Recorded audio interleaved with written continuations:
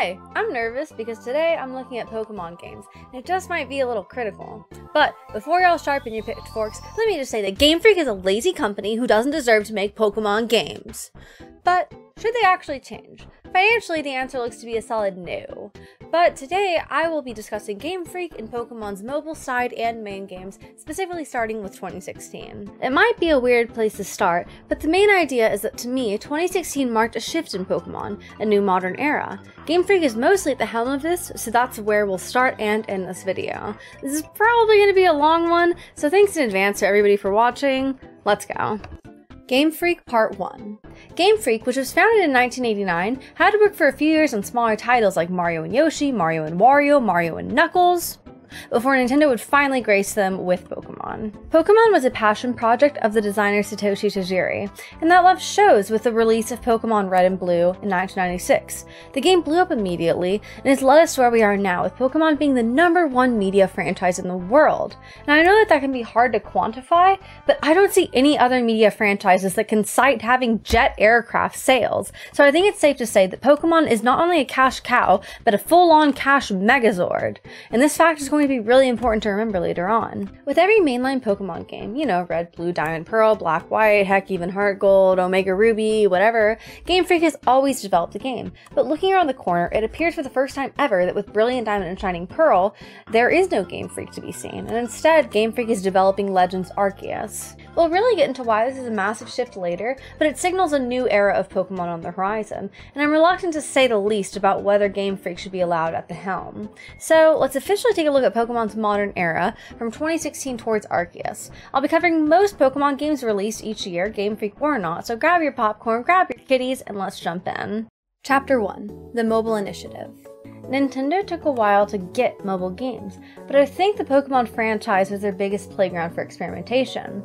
Prior to 2016, Pokemon had apps like Pokemon Bank, but most of these were relatively inexpensive apps that were meant solely as unnecessary companion pieces to the main games. But that would all change in 2016 with the release of Pokemon Go. Have Pokemon go to the polls!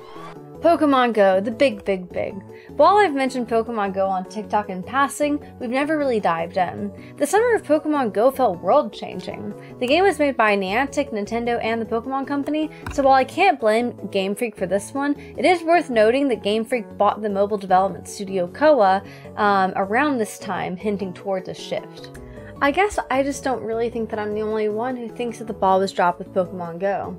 Everyone was enchanted with it, and it would have been everything, but there just wasn't enough.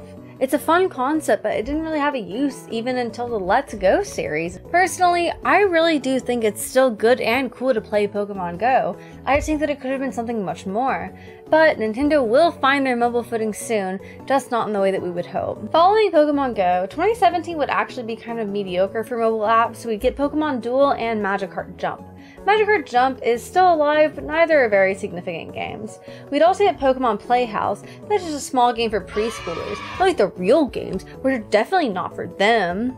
Following the 2017 flops, in 2018 Pokemon Quest released on mobile and it's still available, but most notably this is a Game Freak release. Pokemon Quest is interesting. I think the graphics are neat. It kind of reminds me of like the low poly cats in Katamari Damacy, and that's like a massive compliment. It's fun, it's cute, but it's just a little dry. You go to different islands and conquer them, and there is an element of your base camp and taming Pokemon. You can also decorate your camp, but I'm sure you know where this is going. Going by this timeline, I think this is where Nintendo finally understands how you microtransaction, and it definitely corresponds to the fact that Animal Crossing Pocket Camp released just a year prior. Game Freak went to work, and now we have Pokemon Quest, which you do have a little bit more functionality than Pocket Camp, so I won't get too pissy just yet. In 2019, we would see mobile games shift into something a little bit more sinister with the launch of Pokemon Home, because that would end up being the band-aid to the national Dex crisis that we will definitely discuss. Too many payment systems means it was not a loved companion. It was like Pokemon Bank, but like way more greedy. Also, in 2019, we'd see Rumble Rush, but it was just kind of a worse Pokemon Quest and was discontinued in 2020. We'd also see this in the still present Pokemon Masters X made by the Pokemon Company and Dina. You build up a powerful team for 3v3s, and I can't see the attraction in this title, but burning through it does become an experience like AFK Arena, but at a certain point it's all waiting for more micro monies and no game. It's a lucrative model though, so why change it? That does sound familiar though. 2020 comes with the Pokemon Smile. I'm gonna wipe you out, monster. I'll rush you. And Pokemon Cafe Mix. This still present app definitely advances the microtransaction model, but I mean it is cute so. Our final mobile release comes with Pokemon Unite. Oh my god, look at the Snorlax, the big. Oh my god, now I'm a Blastoise up spin! Wow! Okay, so Pokemon Unite came out this summer, and in probably one of my worst opinions in here, I really enjoyed it. Pokemon Unite is a baby MOBA, and that's just what made it perfect for me. No learning 200 different champions with constantly changing stats, no getting flamed in chat. League is cool, but it can be brutal to noobs with its high barrier of entry, and in my opinion, it's closer to a traffic simulator than an enjoyable gaming experience. This might just be MOBAs in general, but at least with Unite, the games are short and sweet. But solo queuing can be pretty rough with people dropping out constantly, and I'm actually pretty bad at keeping up my fair play points myself because I'm a bad teammate. The pay to win elements suck, and it always leaves you wondering if that lose was your fault or not. MOBAs have always had a strength for causing motivated reasoning, and here it's no different. But I've spent money and I still suck, so at least now I can say that it really is just me.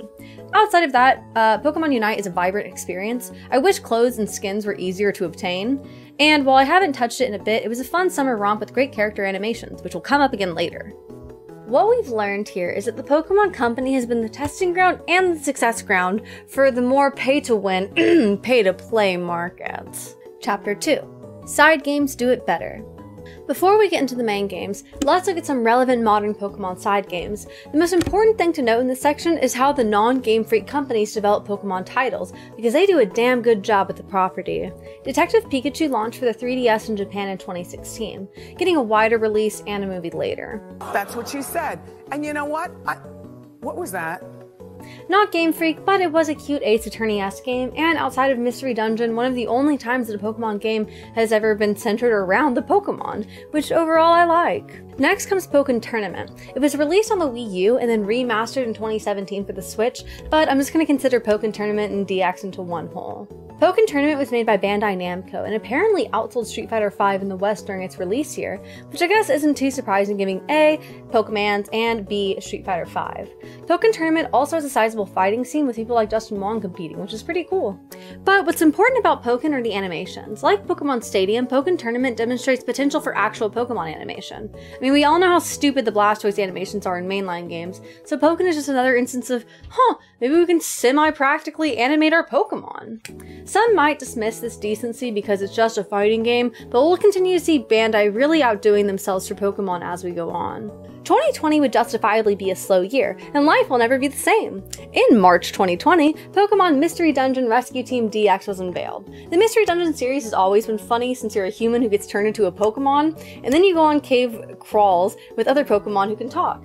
It's a fun series. It's been led by Spike Chunsoft? No. Reaching our newest side game, this year we saw the release of the absolutely beautiful new Pokemon Snap made by Bandai Namco. While this game is wonderful, my main critique is that it comes with the full $60 for the simplicity it sells. Outside of that though, this game is drop dead gorgeous. Oh my god, look at the Eevee, look at the, how'd that get in there? Kind of like the note on Pokken, this game is on rails. That's a big argument in defense of the mainline graphics, but like, can we agree that the mainline games are basically on rails too? Especially after that last one. I'm getting ahead of myself, I'm sorry, we're getting there.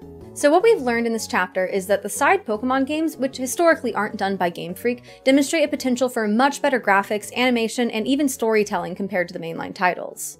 Chapter 3, The Big Boys. Okay, we finally made it to the mainline games. Part of why I picked 2016 as the main start for this analysis is because of Pokemon Go, but the other half of that is Pokemon Sun and Moon. Yo, shoutouts to the best Pokemon, Alola Mo. Pokemon Sun and Moon was fine.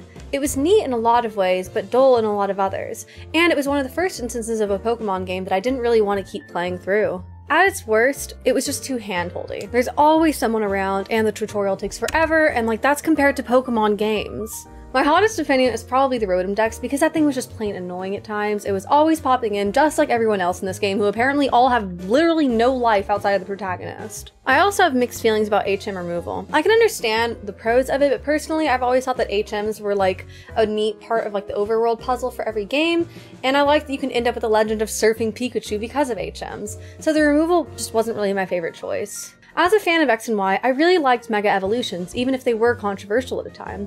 I just don't care for Z moves, nor their terrible animations. They just feel like a downgrade, and at least Sword and Shield gets rid of them for their own thing, but we're just not there yet. Now, here's where the turn comes. I like the way that this game broke traditions, at least considering that it was a one-time thing. I think Alola region was a tight aesthetic experience, and I like that in this new land we have new standards like the totems and the trials and Pony Island, which was a thoroughly tough experience. I wouldn't want another empty Victory Road or the lack of gym leaders in the future, but Sun and Moon was the first instance of Game Freak hinting that they really wanted Pokemon to move in a new direction, and I feel like we can salute them for that. Oh, and sidebar, I forgot to mention Litten! I think the starters in this gen were very precious. I have mixed feelings about the final forms, but this game absolutely gets some points for the little flame kitty. That said, Alola was meh in like a lot of other ways, like how you're color locked by game. I hate that, and yet Nintendo furthered that into Animal Crossing New Horizons, which nobody liked that. Also, I thought the rival Howl was unimpressive. I don't mind a friendly rival as long as they don't pop up literally everywhere, but Howl literally just isn't challenging. It's weird that your rival doesn't pick the corresponding Pokemon that's strong to your starter, and it feels like he's always underleveled compared to you, and again, for Pokemon. My final note on Sun and Moon are the Ultra Beast. Their designs are weird, and adding ancient aliens to Pokemon is kind of convoluted, but I also kind of like these guys. They look like the angels from Ava without the existential dread, so that's fun. Following the 2016 release of Sun and Moon came Ultra Sun and Ultra Moon in 2017, one of the lowest selling Pokemon games of all time. This game is more like Platinum to Diamond and Pearl than the Black and White 2 to Black and White. Though it is worth pointing out this was a director's cut of Sun and Moon, and the first instance of a time where Pokemon were introduced mid-generation. Honestly, I've always been sad about the low performance of USUM. It was one of, if not the most challenging Pokemon titles yet, so it not performing well just gives Game Freak more reason to focus on babying the player base. Like, they gave us a game where IVs and EVs mattered the most, and it flopped. IMO, it's because of poor marketing, because if they sold it as a more difficult title for the older fans like they imply for a certain later game, I definitely think more people would have rushed to buy it. I will say, the story adjustments aren't great either. It took an interesting look at family dynamics with Lily and Lusamine, instead going for the classic villain of the week format that Pokemon has been doing forever. So many good changes and quality of life improvements, but the story is less impactful for sure. Also, somehow Rotom is even more annoying now. Anyways, we definitely saw Pokemon fatigue with this one. In 2018, the Let's Go series released and it felt like the calm before a storm. The Pokemon team was looking for a simple game to ease casual audiences into the Switch. So, Game Freak developed this remake of Pokemon Yellow, and it's really not that bad. But there's a big but, and it's coming. Let's Go gives us the first instance of a way to use all of your Pokemon from Pokemon Go, and that you can bring them straight into the game. And I think this is a great concept and a good way of utilizing Pokemon Go beyond just, you know. And there's a good fan service, not that kind, and overall the overworld looks nice. There's fun challenges, there's finally the buddy Pokemon, and co-op is good. But there's not much to do in the game outside of just catching. It's weird the catching motion is different than in Go, and at that, it's not a remarkably reliable system. It's too easy, there's not enough content to truly warrant it being a $60 title. There's definitely a whole discussion to be had on video game prices, but if mainline Pokemon is $60, and I know I counted this as mainline, then this should be $40. But I know I'm talking to Nintendo here, so overall, I do think the title's worth it if you've got the coin to spare, because it really was kind of a solid experience. It just might be too simple though. Before we even hit November 2019, a storm had formed in the Pokemon community around a crisis: no national dex. Now I'm not gonna lie, I was a little confused when this dam broke because Sun and Moon was actually the first to have no decks, but this wasn't the title to upset many.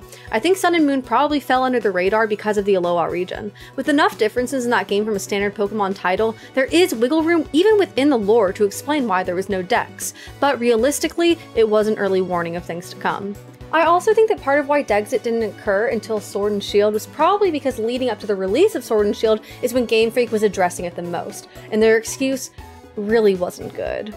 Basically, Game Freak stated that they didn't have the manpower to include all Pokemon, so they wouldn't. And going forward, they won't either, instead keeping the decks regionally locked. This does make filling your Pokemon decks a much more feasible feat, but let's think about that reasoning. You're telling me that the biggest franchise in the world can't even keep up with their own IP? Okay. Instead, Pokemon kindly presents the Pokemon Home app, which lets you pay to keep your Pokemon in jail. Stepping aside from Dexit though, let's address the rest of the actual game. Sword and Shield is an inconsistent experience. The camp and overworld are neat, and there's a pretty decent soundtrack as well.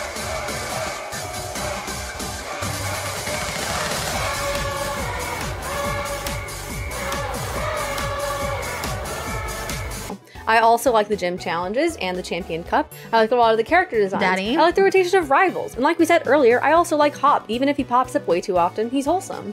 And the reskins are fun as well. I like the Galarian forms, and the idea of regional dexes begins to feel more peaceful in my mind this way. But the exploration sucks. The overworld used to have slight puzzles. Even if it was low effort, it was better than nothing. Seriously, these maps are barren, and when you compare them to other games running on the same console, it's honestly depressing. Anyone else remember when it was stated that Let's Go would be for the younger audiences, so all the college-wielding Switch users thought Sword and Shield would be for us? I know that's on us, but woof, we were so wrong. We saw USUM and we felt hope. So hearing a baby game was coming meant surely that the next game would be an amazing and challenging title. The Dyna Gigantamax thing just fuses Mega Evolutions and Z moves, but I think it's a bit too much and I miss Megas still. It was neat that the Mega designs were thought out with special moves for each specific Pokemon that was awarded a Mega Evolution. Sword and Shield just gives Dynamax to all Pokemon, so most of them just get big with no other changes, making the Gigantamaxing less impactful too, even if it's a fun improvement on Megas. I don't like the Dynamax raid model for TMs either, and I don't like being unable to catch Pokemon if you don't have the right badge. Also, as a side note, the starters were nice, but I just don't like how every final form is a bipedal being. What are we, Digimon? And how dare you cut Bulbasaur? Anyways, can we be honest? The story is just boring at this point. And I just want to see Pokemon stories more focused on the actual Pokemon in the world as opposed to some copy-paste villain of the week format style like we've been operating on for the last 20 years. And I guess we can look towards Arceus for that, but... And the real nitty-gritty, why are you paying 50% more for 60% fewer Pokemon compared to the DS titles? Why is this game one of the most restricted thus far? And why the fuck are overworld camp and character animations recycled from the 3DS, a console known for its high visual quality? X and Y handled the pseudo 3D jump, but it seems that Game Freak decided that they don't have to work nearly that hard, so we get a barren game for a full price instead. And for these animations too, come on.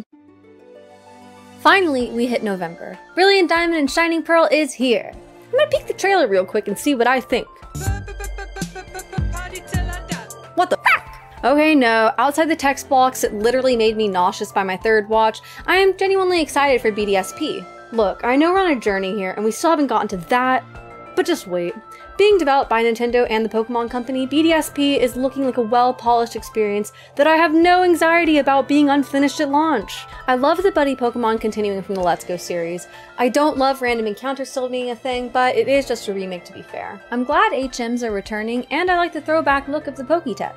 The animations look sufficient, they're better than what we've seen before, but still simplistic. I know that many were worried about the graphics for the first trailer, but I think the game is looking nice now. I will say though, I can't tell if it's just me, but it feels like there's a bloom filter like we're back in the Wii era that I really don't like. I thought the game was looking very crisp lately, but on rewatching the trailers, it looks fuzzy and it just feels like my astigmatism is bugging, which is a bummer considering how crisp other games look these days. I can't blame Game Freak directly, but I am reluctant to blame the studio that's currently working on it because it seems like a lot of good changes have been made. This isn't meant to be the main Pokemon project right now, so admittedly I'm holding it to a lower standard. But regardless, I'm still wary that Game Freak should be the one to handle the main project right now. I will say I'm one of the many who doesn't like the chibis. Their walk cycle is funky and they look like little Hasbro dolls, which I mean, it is a children's franchise, but come on, I don't want to play in the Playhouse, I want the big kid game. I am excited for the return of the sticker confetti system. The outfits, the customization options look great, and I also really like the upgrades to the Super Contest show with like the little rhythm section. It looks good. I'm confused about enhancing cuteness, but also you can take your Pokemon for walks and cook with them and mew! The most notable feature is the Grand Underground Cave system. You fight Pokemon and build statues in a hole underground, and this whole process allows you to find unique Pokemon as well. And the addition of Pokemon hideaways in general seems really neat, and I like the locations and the scenery, but it does just make me think, how come I have to have my home in a little dirt hole when we've got all of this? I'm just saying though, I'm always guilty of wanting customizable spaces in games, and so I'm sure that even if Pokemon gave us way more, I'd still be complaining that it wasn't enough, so fair. Also, side note, Lake 3.0? I don't know, maybe in Diamond and Pearl are just such classics that this is impossible to mess up, but I really am glad this game just isn't going to be a basic reskin. Oh, we are so close to getting into it. Okay, January 2022 is supposedly when we are getting Pokemon Legends Arceus, and I clearly have feelings. I'm going to cover my likes and dislikes just like everything we've done before, and then I'm going to discuss my whys. Also, side note, if you have any criticisms or disagreements for this chapter or anything else, just wait until the next section because this still is not the deep dive yet. My poor Pokemon. Okay, let's see. I'm pumped for Cyndaquil and I'm prepared to give my life savings for Hisuian and Growth, the little rock dog, or even Hisuian Zorua. What a sad cutie! In fact, I like a lot of the Hisuian Pokemon looks, and I think they look neat. The transported Pokemon are interesting. Weirdeer is very handsome, and it's cute they add the detail that his fur is shedded. It's a funny detail though, since Pokemon used to be so dark sometimes, like Cubone or like the Pokemon balloon that tricks kids and then they never return. Basculin that live in the Hisui region can evolve into this Pokemon if they become possessed by the restless souls of other Basculin in their school that have perished during their journey upstream. What? This Pokemon gains power from the souls possessing it, letting it swim on and on without tiring.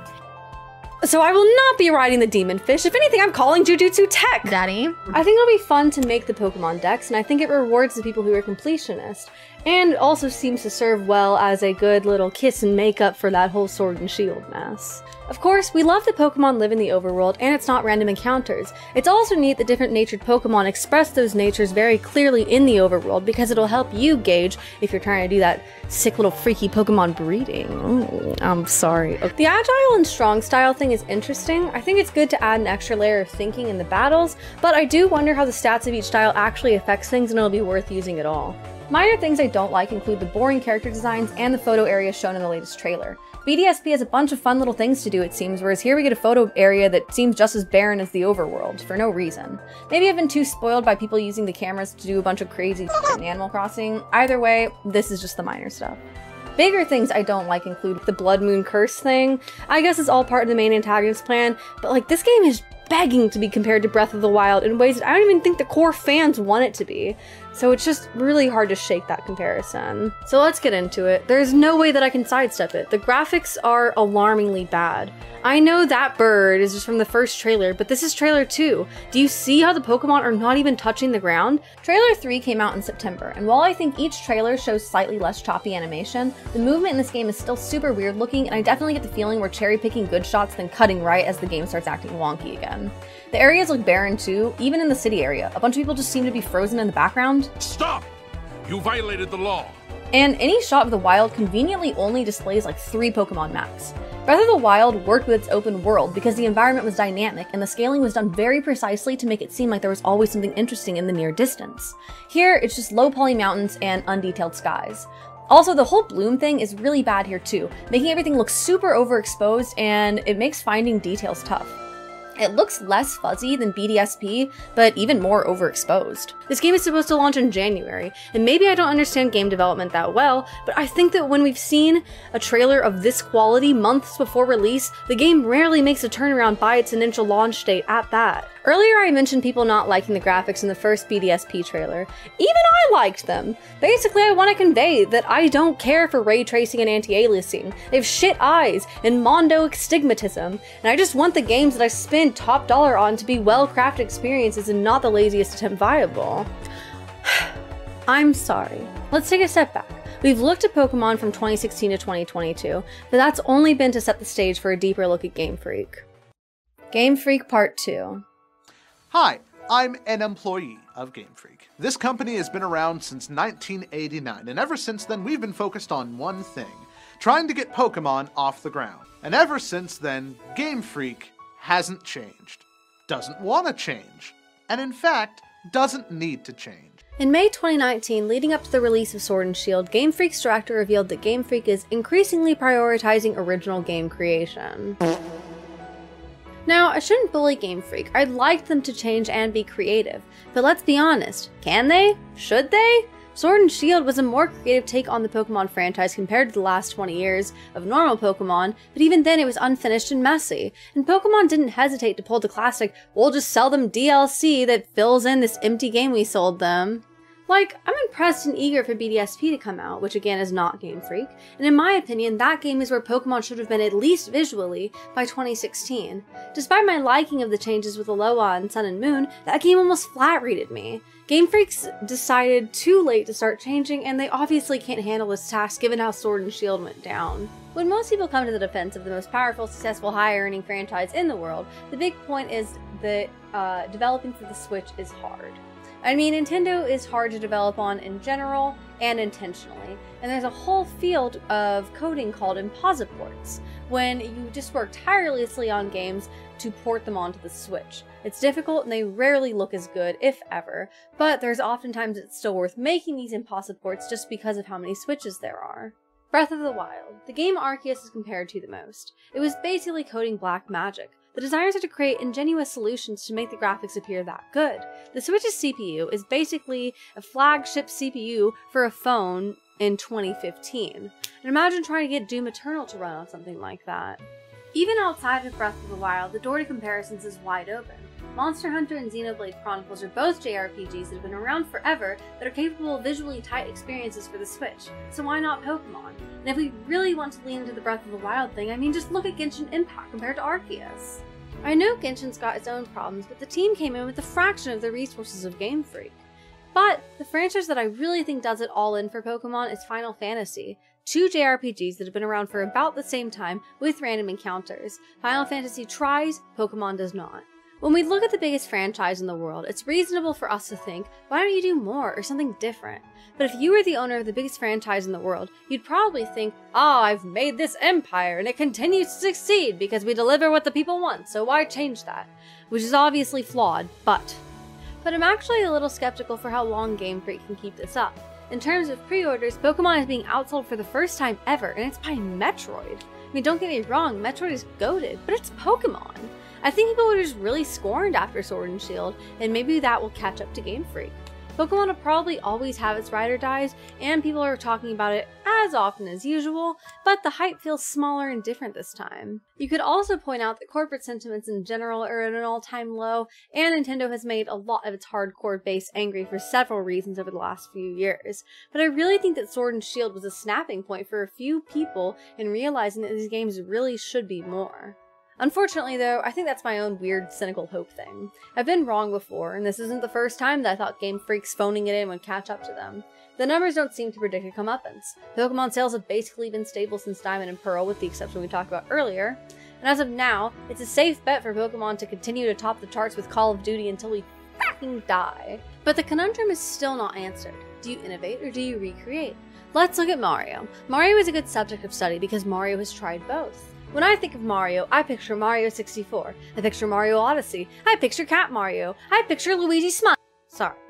When I think of Mario, I picture 3D Mario games. But look at the sales chart. 2D casual Super Mario Bros. Have historically outsold way more than the more innovative 3D games. But does this mean that I want Nintendo to stop making 3D Mario? Absolutely, of course not.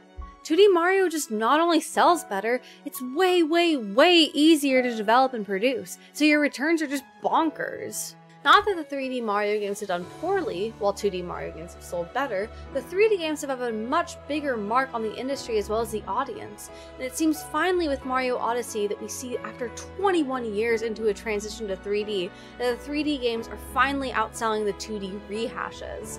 And this is a series that did the transition to 3D well. If we look at Mario's old rival Sonic, the transition to 3D has basically never worked great. Hey, but the Chaos Emeralds are pretty cool. And the best modern Sonic game is actually a fan remake of the original 2D games. God, Sega is just so much more likable than Nintendo these days, but they just can't manage to have a decent Sonic game. Innovation is just risky. Repackaging Pokemon just works. Of course, some hardcore fans would love more innovative experiences. Others will buy any mainline Pokemon game for the rest of their life. I mean, when you think about it, the success of Pokemon has been built on repackaging the experience. From the first title, you were sold 2 games that are basically exactly the same. But I think if any company did this today for the first time, we would see it as a cynical cash grab that it is. Pokemon really was ahead of its time on monetization.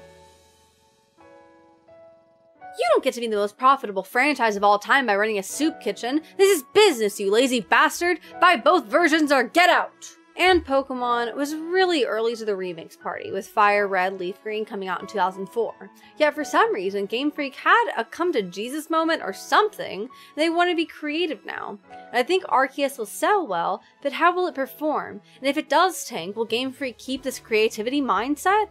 I don't know. I think it's time we move to Finale. Basically, Game Freak spent 20 years submitting the lowest possible effort for the highest possible returns, and for some reason they've decided to switch that up and be creative in time for the boldest Pokemon project to ever exist. With the work we've seen just months before release, I am not very impressed, and I'm honestly hoping they delay the game so it can be better. The Switch has been around long enough, and Pokemon definitely has the resources to innovate, but again, why be bold when you can just be sufficient? This has been Senna, and I just might hate it here. Thanks for watching.